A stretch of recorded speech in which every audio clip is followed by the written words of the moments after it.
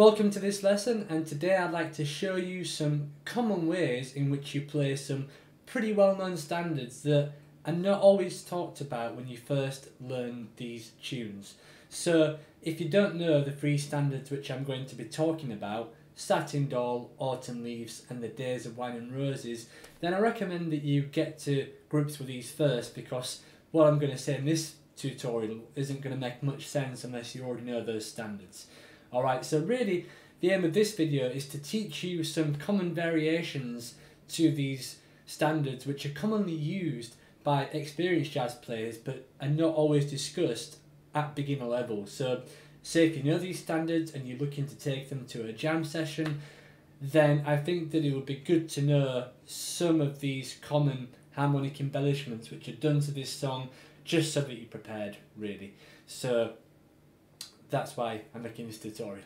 So if you are new to jazz, then I recommend that you check out my beginner jazz guitar guide. It's a free PDF with etudes, MP3 examples that you can download over at my website. You just need to send me an email so I can send you the guide. If you haven't got that yet, please go and sign up so you can download your free copy today. The link to that is below, and there should be a title card that appears in the YouTube video as well. Okay, so let's get on with this list, and I'm going to tell you the common variations to these standards which you need to know. So the first standard that I'm going to talk about here is the one that I was just playing in the beginning video, and that is Autumn Leaves. So Autumn Leaves, the common variation to this is a turnaround to the 2 chord, or a back cycle to the 2 chord. The actual progression starts on the 2 chord. Just give a very quick harmonic overview of the A section. So we have a 2-5-1 in the major key. In this case I'm doing it in the key of G, but this tune is sometimes played in B flat as well, so it might be good to run these chords in B flat if you haven't already. So 2-5-1 in the major key, then 2-5-1 in the relative minor. So E minor is the relative minor to G, so that's why it is E minor. Alright, so what you might sometimes see in a lead sheet for the first A section is this. 2, 5, 1, 4, 2, 5, 1. And then it just goes back to 2. But the common substitution or back cycle, I suppose is probably a better word, that jazz musicians tend to add is when you get to this bar of E minor, after the 1 bar of E minor you sometimes add a 5 chord to the 2. So what is that? So in the key of G, the 2 chord is A minor, and that's what this tune starts on. So what is the 5 of that A minor chord? The 5 of that chord is an E, E7. Okay, so really that's what musicians do there, and that just, you know, turns your ear back to the start of this progression, which is why people do that rather than just banging on that E minor for 2 bars. Jazz musicians, we can't leave 1 chord to really go on for 2 bars, so we've always got to add something. So I'll now play the common version of this which people use, which experienced jazz players will often do. So 2, 5, 1, 4, 5, 1,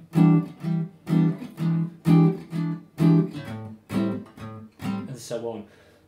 Obviously when you play that second A section, once you complete that, the tune then goes to the bridge.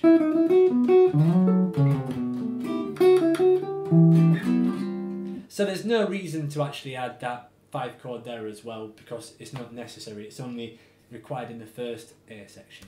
So that's one thing you want to be aware of. Of course, in your lines, that also means that it gives you more harmonic colours to work with. So once you've addressed the minor 2-5-1,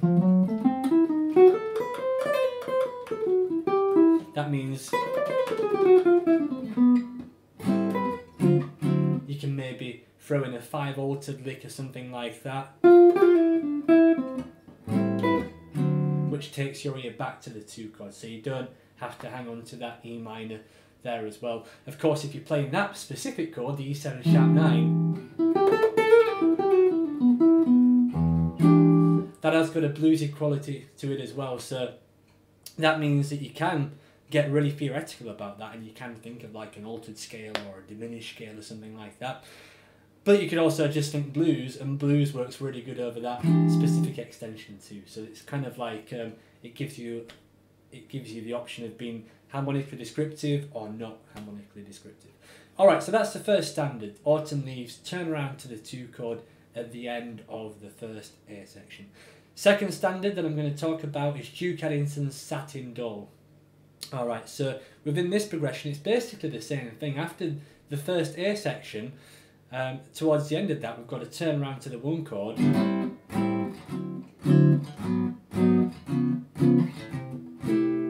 When it gets to that C major. Now some people will just, once again, hang on to that C major for 2 bars, but the common turnaround that's played here goes C major 7, B7, B flat 7, A7, and that brings you to the D minor chord that starts the tune. Okay, so just to give a bit of a harmonic overview of this tune as well, so you've got 2, 5, 2, 5, 2, 5 and D, A minor, D7, A flat minor, D flat 7, C, B, B flat, A. And as you can tell there, hopefully my talking wasn't overshadowing the actual harmony there, but that turnaround just pulls that A section nicely together rather than just locking onto that C for the entire duration. And I think as well, you know, when you're playing these tunes and you're taking a few choruses, especially when you get towards the end of the first chorus and then you've got like the final A section, then another 2 A sections, having those turnarounds make it a bit easier not to get lost. If you can hear someone else playing that, you kind of know when is that final A section before you go to the bridge.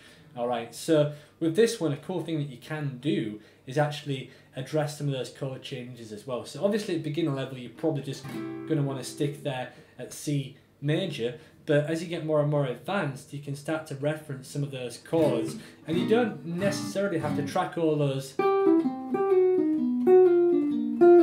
course you can do that if you like, but you can also do things like look for a common tone within each of these chords. So C major 7 has a G in it, B7 flat 13 has a G in it, B flat 13 has a G in it, and A7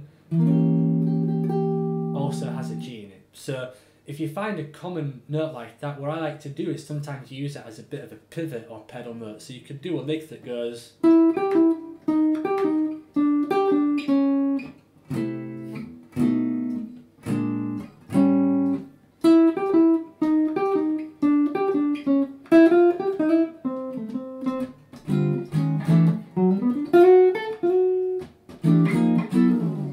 that takes you back to that A section as well. So that's a cool thing you can do there. Okay, so that's the first 2 standards, so Autumn Leaves and Satin Doll. The final one, which I'd like to talk about, has something, an interesting key change rather than a turnaround to the 2 chord. And the final standard that we're going to be talking about here is Henry Mancini's The Days of Wine and Roses. So that tune is commonly played in the key of F. Commonly played in the key of F.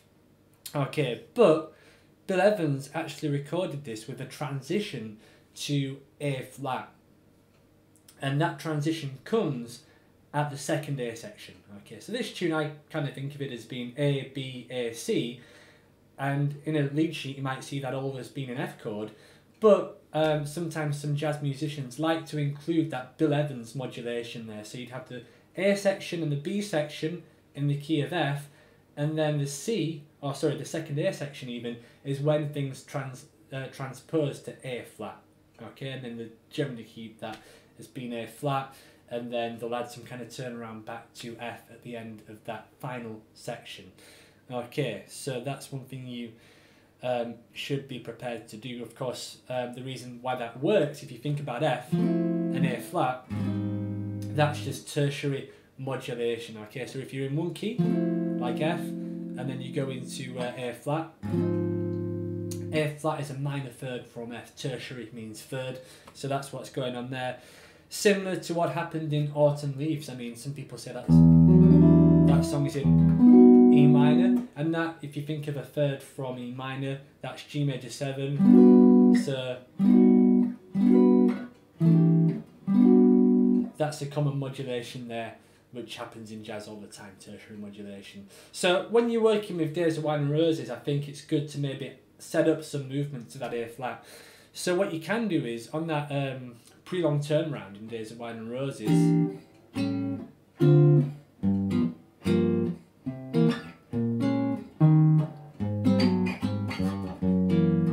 you can start to set up that transition to A flat a bit earlier on. So the part where it goes E minor 7 flat 5, A7, D minor 7, G7. You could condense that 2/5 to one bar, so you've got G minor 7, C7, and then you could go up a minor third, B flat minor 7, E flat 7, and then you're setting yourself up for that transition to A flat there as well.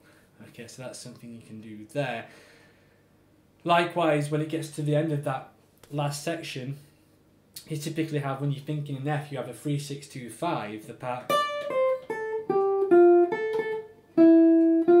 Okay, so when you're playing that in A flat, you then want a 3 6 2 5 in A flat. So, and once you get to A flat, that's one of the last two bars of the progression. So you could have one bar of A flat, and then you're very close to being to G minor, C7, and then you can set it back up to F to come full circle there as well.